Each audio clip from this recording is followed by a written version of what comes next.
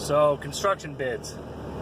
Probably one of the most difficult parts about running a successful construction company is getting the bids dialed in. And I know, working for other companies, it's almost like they keep this under lock and key. Like, it seems like a lot of people, at least in my area, don't want to give out any of the numbers. They don't want to share these trade secrets. And then after you've run a business for a year or more, you'll start to see why. It's just kind of a disaster trying to crunch your own data and get accurate information so that you can put out accurate bids. A couple problems. First thing is, you bid too high, you're not going to get the jobs. If you don't get the jobs, if you don't get a certain amount of the jobs that you bid, you're obviously not going to stay in business. The next problem, which is my worst problem, is bidding the job too low.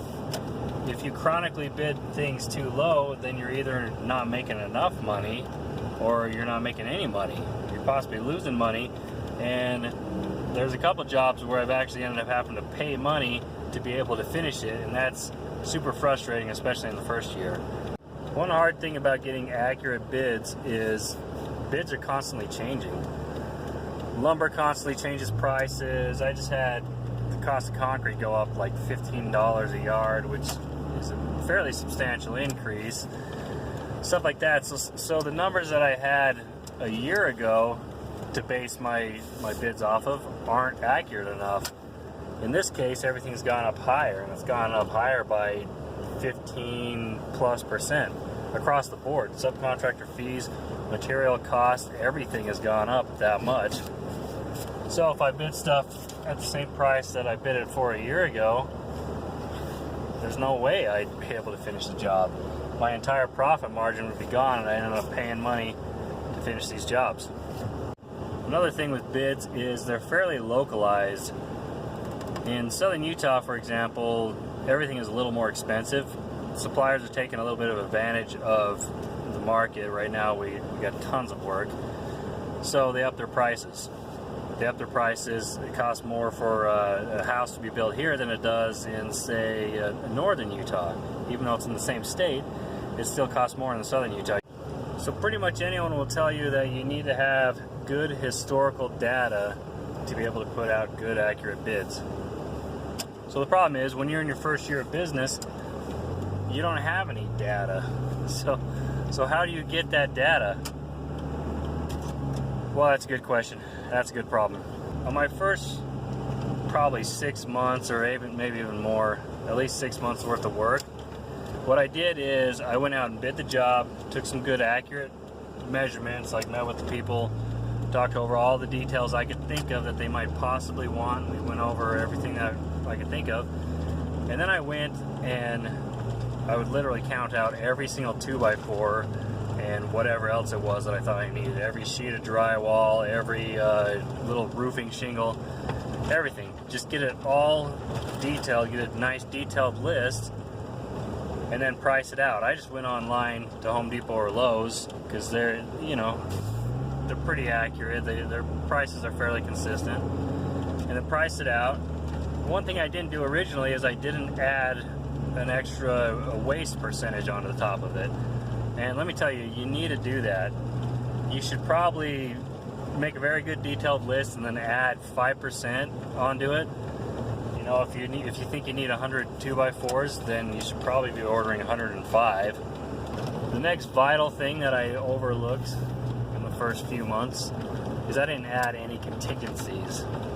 So what is a contingency? A contingency is unforeseen expenses. And this is really important in remodels, but it's important in every trade. But remodels particularly, you never know if you're going to be cutting through some drywall and you're going to run into an electrical line, or you're going to run into a plumbing line or a gas line or whatever. There's a million things behind the walls that you may or may not hit. So you want to make sure that you say something in the bid that in the event of hitting these wires or these plumbing things that you're not responsible, or you have to add a certain amount of expense onto the bill in addition to your regular bid, because you don't want to be stuck with the cost of paying a plumber to come back and fix the pipe that you didn't think was behind the wall, so you cut it open with a Sawzall. One more thing to consider when you're starting out bids: try bidding a couple jobs labor only. You bid a job, and then you estimate how many hours it's going to take you, and maybe it's $1,000, maybe it's $2,000 worth of labor, and you have the client cover all the expenses. A lot of people are good with going that way because people like to know exactly what they're spending their money on. In labor only, worst case scenario, you end up working for free, but you don't end up pulling all your money out to go buy materials to pay to finish the job like I did. So labor's only is a good idea, but it is important to keep track of the receipts, and if you're not buying this material personally and getting compensated by it, then you really need to get with this client and then figure out how much money they did spend, so that you can take those numbers and use them as data for some of your next jobs. That's important. If you don't do that, then you'll never gain any data off of these labor-only jobs. The more data you can collect, the better your bids are going to be. And especially after you get going for more than a year, because then you can compare all of your numbers from your current year with your previous year. And that's good, and then you can make fine adjustments if the going rate to frame a house goes up a little bit, then you can just adjust that accordingly. If the prices go down a little bit, you can adjust that accordingly. But you need the data. Keep all the data, even the stuff that doesn't seem like you should need it. But in a bid, the price of a single nail could make a lot of a difference. The first house that I ever framed, I didn't bid it with the hardware. I had the homeowner buy all the lumber, and then I supplied all the labor, but then there was this gray area when it came to all the nails. And what happened is I felt right about just supplying all the nails, despite it being a gray area in the contract, and that ended up costing me like $700 in nails. Well, thanks for watching. If you have any questions, make sure you post them in the comments below and we can have a discussion about it. If you're not aware, I have another channel, and this channel focuses more on the things that I build in my company, how-to videos, things along those lines. It's less of a vlog type channel like this one is. But check that out. I'll leave a link to that. And if you like this, consider subscribing. I am putting out a whole bunch of these videos. Everything I can think of that I wish I knew when I was trying to get my contractor's license, and in the first year, 2 years of business, I'm going to try to make a video of that. If you have any suggestions, put them in the comments too, and I'll make a video about it.